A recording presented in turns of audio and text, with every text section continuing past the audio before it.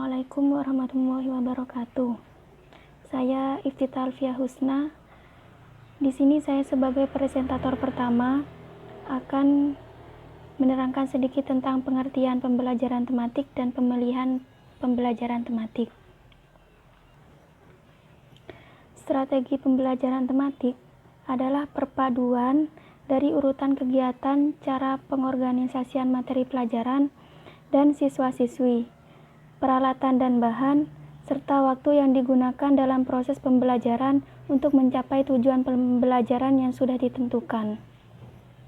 Sementara pembelajaran tematik adalah yaitu menerapkan suatu bentuk model pembelajaran yang melibatkan beberapa mata pelajaran untuk memberikan pengalaman yang menarik dan bersifat nyata kepada peserta didik.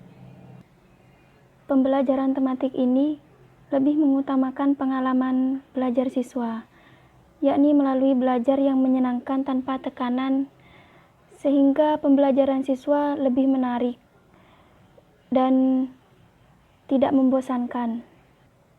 Dalam strategi pembelajaran ada 4 unsur, yaitu yang pertama, urutan kegiatan pembelajaran, yaitu urutan kegiatan pengajar dalam menyampaikan isi pelajaran kepada peserta didik.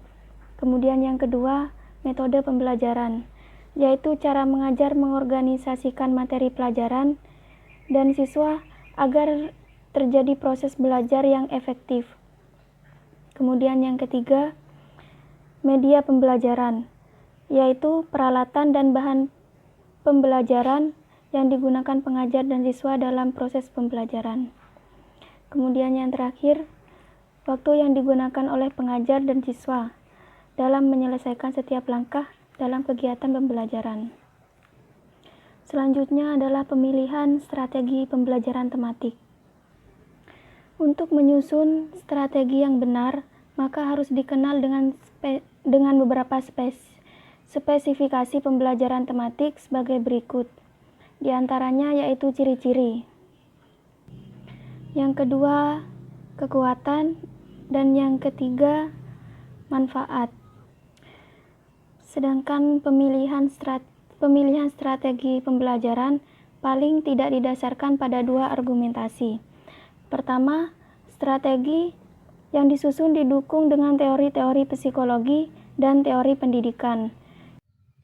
Assalamualaikum warahmatullahi wabarakatuh. Perkenalkan teman-teman, saya Rizky Lutfiani, NIM T 2018-4012 dari kelompok 3. Di sini saya akan membahas tentang gerak ya. Yang pertama adalah pengertian gerak. Jadi apa sih itu gerak? Jadi sebuah benda dikatakan bergerak apabila ia berubah terhadap posisi atau kedudukan awalnya. Jadi setiap misalkan saya menaruh pensil di sini, kemudian pensil tersebut berpindah dari posisi awal di sini menuju ke sini. Nah, itu bisa dikatakan benda tersebut adalah bergerak. Jadi, macam-macam gerak ini ada banyak ya. Yang pertama adalah macam-macam gerak berdasarkan lintasannya. Yang pertama ada garis lurus ya. Contohnya apa? Contohnya seperti gerak pensil jatuh bebas, kemudian gerak kelereng di atas lantai, kemudian gerak kereta api, seperti itu. Yang kedua adalah gerak parabola, yaitu gerak yang lintasannya berupa garis melengkung. Contohnya apa? Contohnya seperti gerak batu yang dilempar miring ke atas, ya seperti itu. Kemudian ada gerak melingkar. Apa itu gerak melingkar? Yaitu gerak yang lintasannya berupa garis lingkaran, seperti contoh gerak jarum jam, kemudian baling-baling kipas angin, seperti itu. Kemudian macam-macam gerak berdasarkan keadaannya. Yang pertama, gerak sesungguhnya, misalnya mobil bergerak meninggalkan terminal, seperti itu. Kemudian gerak semu. Apa itu gerak semu? Gerak benda yang tidak sebenarnya, misalnya gerak matahari dari timur ke barat, kemudian tiang-tiang listrik yang kelihatan bergerak bila kita diamati dari dalam mobil. mobil yang sedang melaju. Jadi dapat disimpulkan bahwa benda dikatakan bergerak apabila kedudukannya berubah terhadap benda lain sebagai titik acuannya. Kemudian benda dikatakan bergerak benda dikatakan diam bila kedudukannya tidak mengalami perubahan terhadap titik acuan. Dan kemudian gerak mempunyai pengertian yang relatif, sebab benda dikatakan diam atau bergerak ditinjau terhadap benda lain yang dipakai sebagai acuannya. Kemudian kita akan membahas tentang kecepatan. Jadi apa sih kecepatan itu? Jadi kecepatan itu merupakan cepat lambatnya perubahan kedudukan suatu benda terhadap waktu. Artinya contohnya apabila ada seseorang menempuh jarak 100 meter dalam waktu 10 detik, maka kecepatannya adalah 10 meter per sekon atau per 10 meter per detik. Nah, alat untuk mengukur kecepatan ini disebut velocitometer. Velocitometer. Jadi kecepatan ini dibagi dua, yaitu kecepatan rata-rata dan kecepatan sesaat.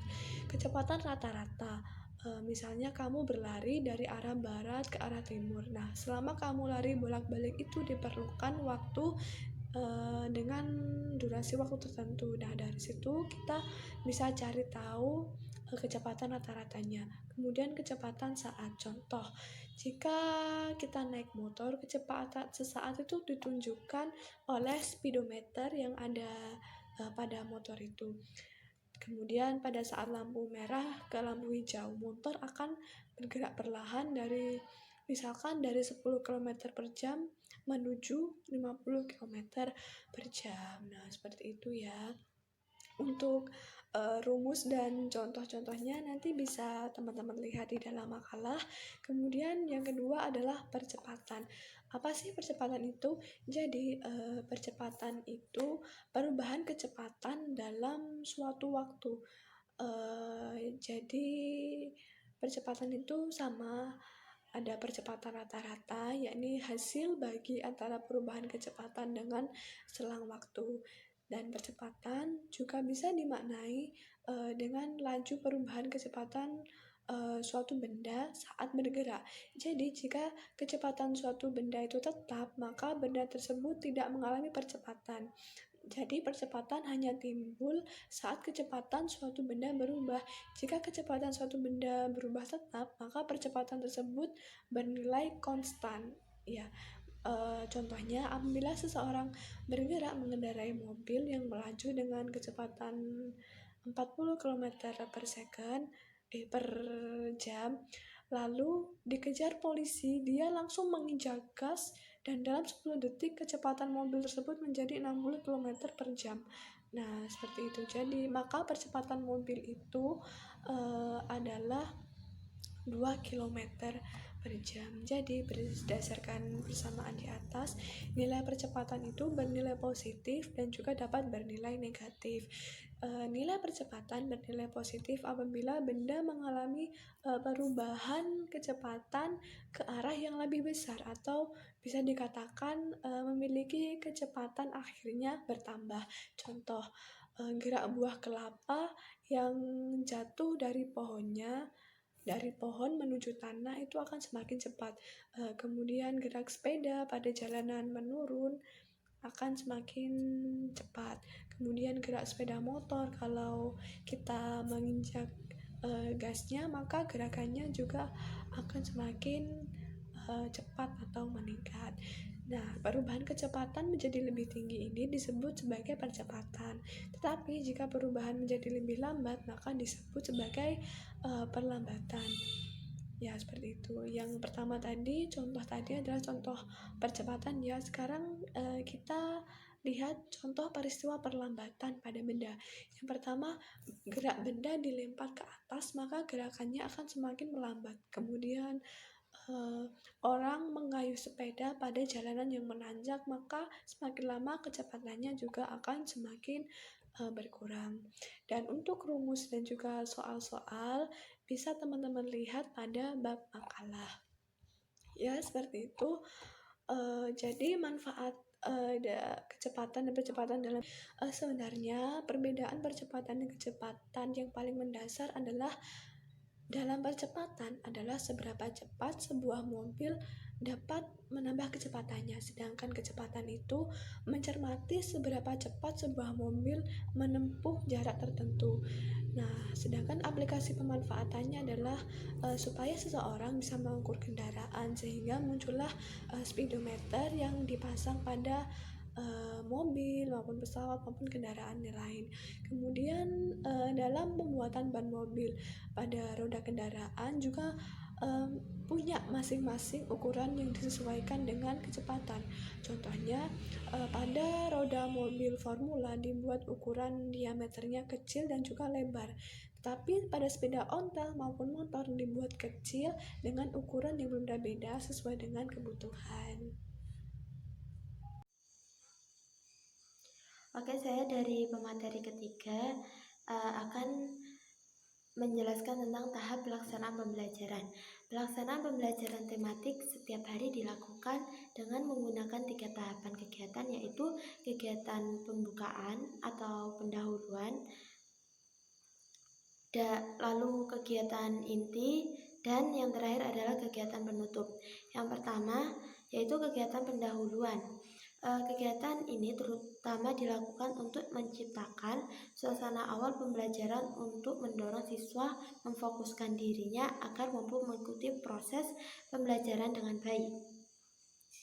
Dimaksudkan untuk mempersiapkan siswa agar secara mental siap mempelajari pengetahuan, keterampilan, dan sikap baru.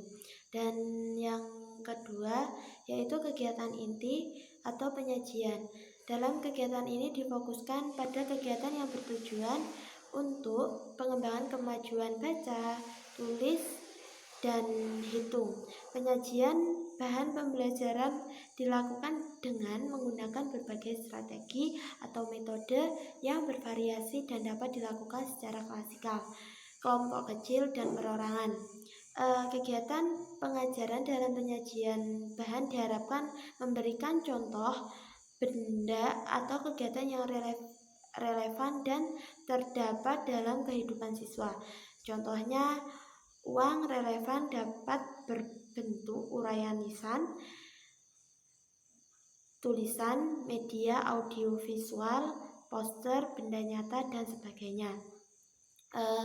Dan yang terakhir, kegiatan penutup atau akhir dan tindak lanjut. Sifat dari kegiatan penutup adalah untuk menenangkan